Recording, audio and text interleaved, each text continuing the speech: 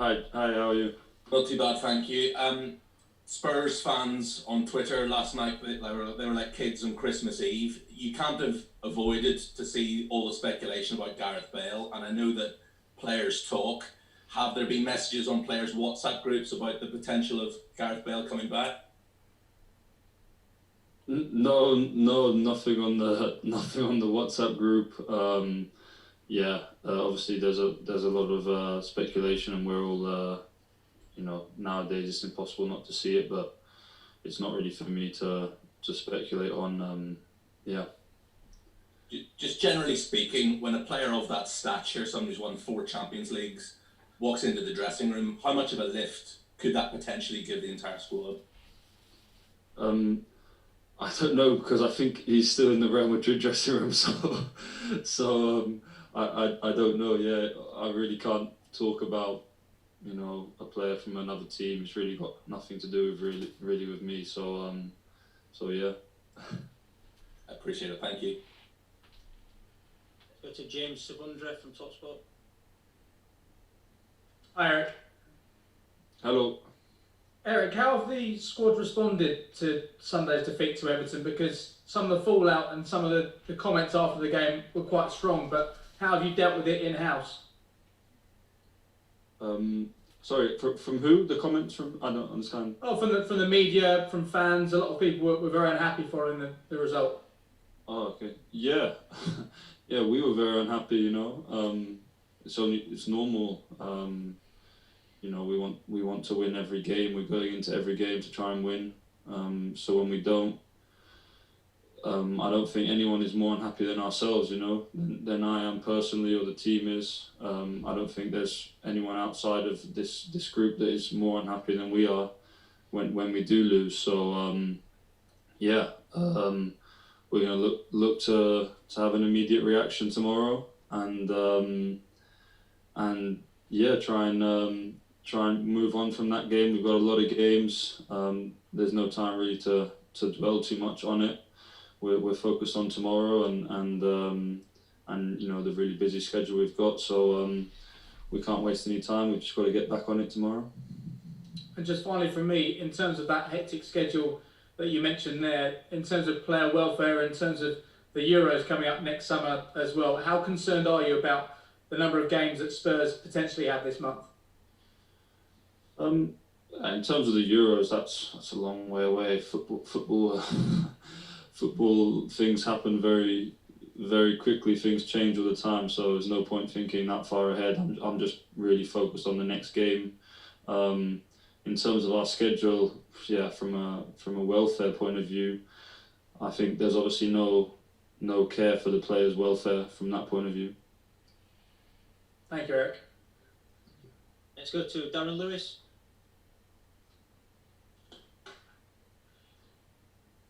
Darren, are you there? Caught me a bit by surprise there, but Eric, I know you can't speak about players that aren't in the dressing room, but at the same time, how difficult is it to ignore the speculation that is all around you?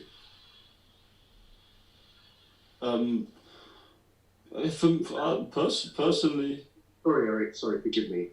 Obviously, you have lots of players linked with the club, but yeah, this is a superstar, this is a different level of player. So I'm not just talking about any noise, I'm talking about this specific thing.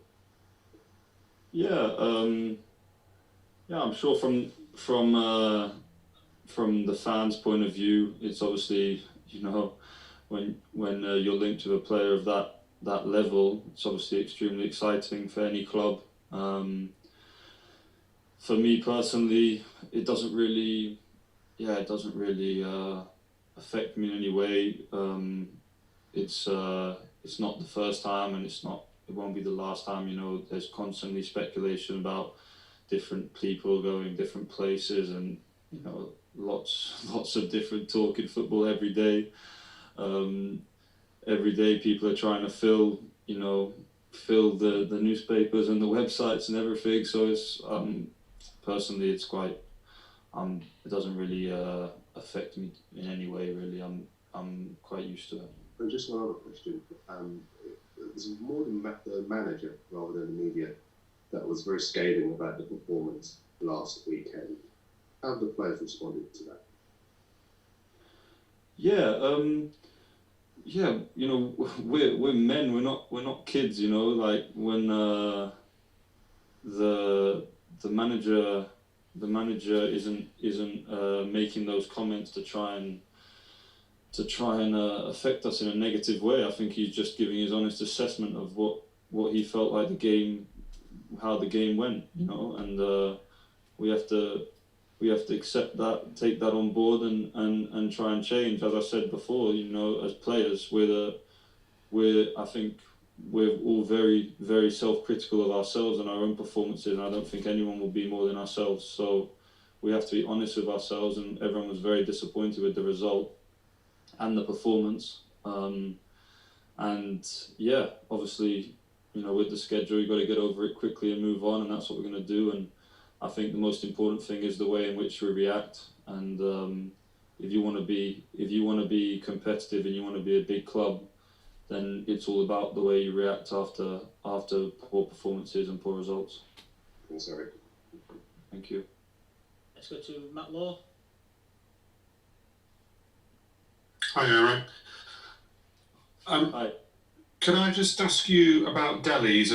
I think we all probably know he's quite a close mate of yours in the dressing room, and he was taken off at half-time at the weekend. Jose's just referenced the fact that he took you off at half-time in a Champions League game, and that you reacted in the right way to that. Can you just give us some sort of idea of what it's like for that to happen, and also are you able to tell us sort of how Dele is, how he seems at the moment? He took me off after 30 minutes. 30 minutes, sorry. It's even worse. No, I think Dele's fine. I think my answer is the same, really. You know, we're big boys. This is a football's not a nice world. You know, it's not. It's all about results and performances, and yeah. Dele's not the first person to be taken off at half-time. I don't think it's the first time he's been taken off at half-time. It probably won't be the last, and the same goes for all of us. You know,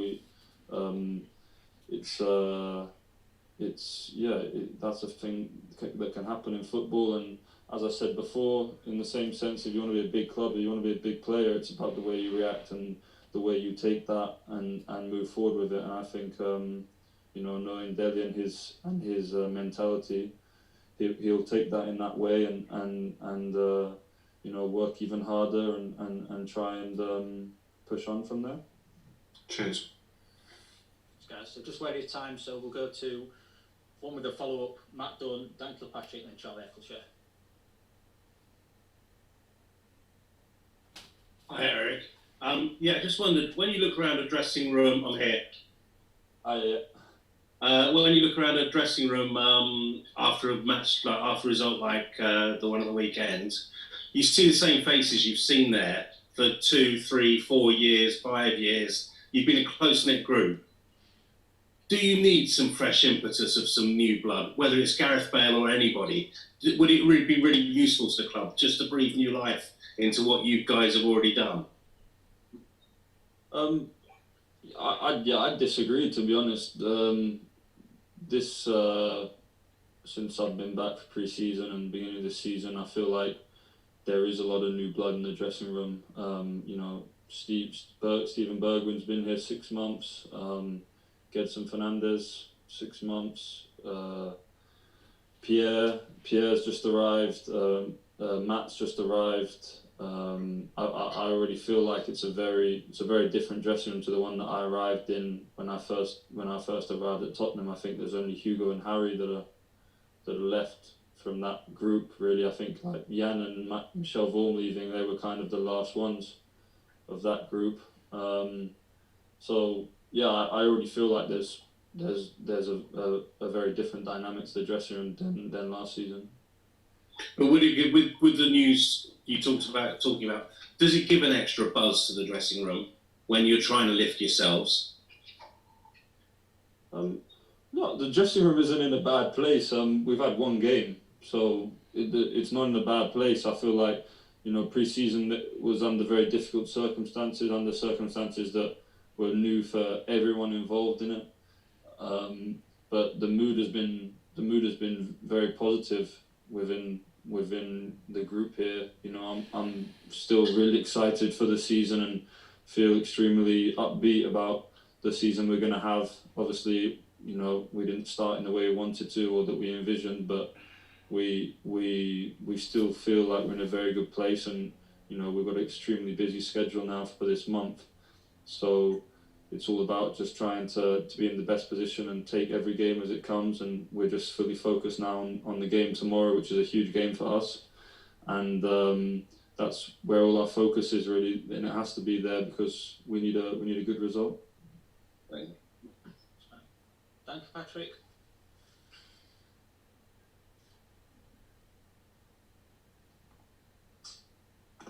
Hey Eric, can I just ask you about your comments just now when you said that the schedule shows no care for players' welfare?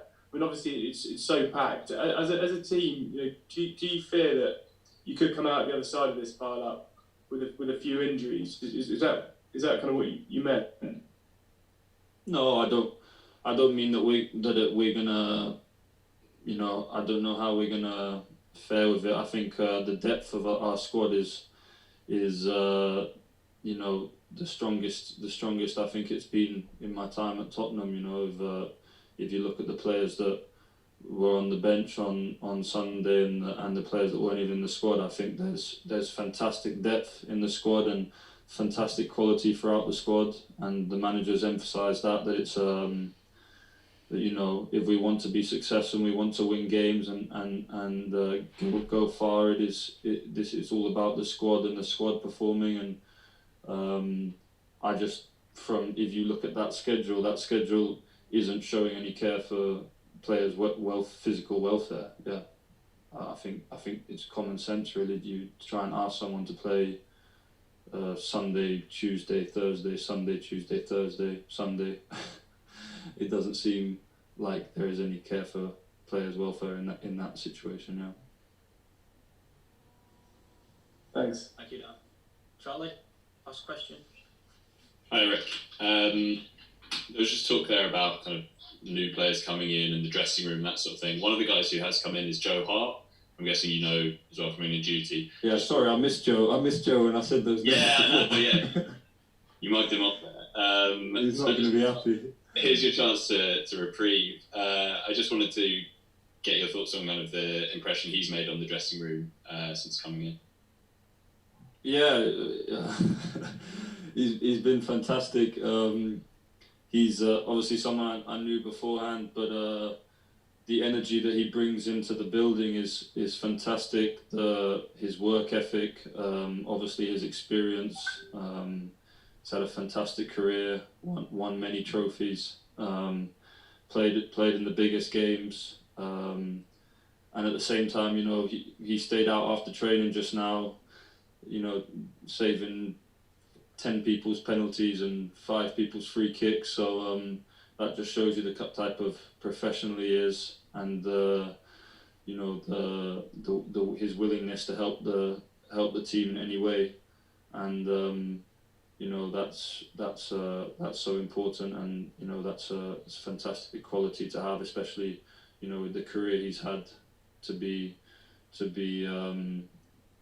to still be, you know, willing to do those things and make those sacrifices. And he's a fantastic person off the pitch, and as I said, brings fantastic energy on the pitch and off the pitch. So I'm sure he's going to be great for us.